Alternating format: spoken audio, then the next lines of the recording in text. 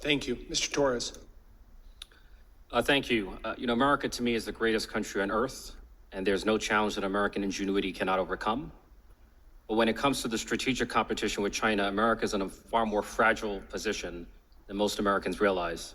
And China is a far more formidable rival than most realize. And so there's a sense in which we've been lulled by our superpower status into a false sense of security. And I want to ask about a few areas, starting with critical minerals.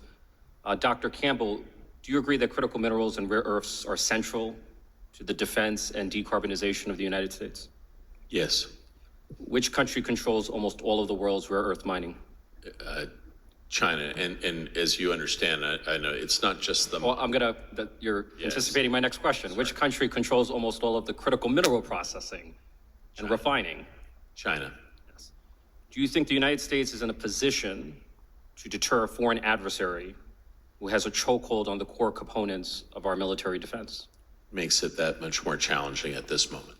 Let's speak about the future of war. Do you agree that the future of warfare is autonomous? I believe that will be an important element, yes. Which country is leading when it comes to drones? China is formidable. The United States also has capabilities as well. But who can manufacture at scale? China. And scale matters in a war. It does. Which country is leading when it comes to robotics? China, again, has formidable advantages here. The U.S. has spent trillions of dollars on large legacy systems. Can you imagine a world where those large legacy systems are easily shot down by a swarm of autonomous systems? Yes. Let's go to shipbuilding.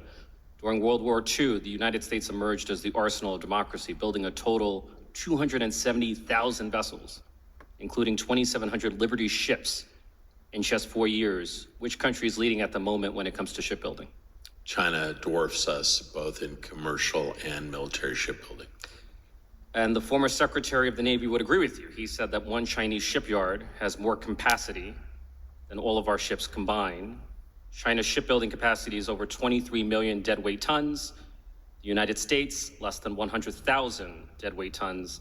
The difference is a multiple of 230. Do you think the United States is in a position to deter a country that has 230 times more shipbuilding capacity than we do? I think over the long term that becomes more challenging, yes. Energy, the future of energy. Solar is emerging as the dominant driver of new energy generation. Who is the leader in solar? China. And China not only has an advantage in a single stage of production, it dominates the whole supply chain for solar energy. Is that correct? That's correct. I'm not really sure what my role here is, just to say yes. No. Okay.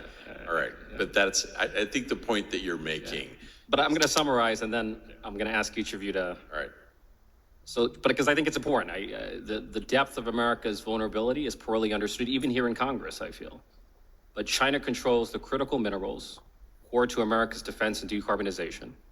It has 230 times more shipbuilding capacity than we do. It is so far dominating the autonomous future of warfare, and it is so far dominating the future of energy. You can give a much longer answer now. Is it fair to say, and I will ask this question of each of you, is it fair to say that we are catastrophically unprepared for a strategic competition with China?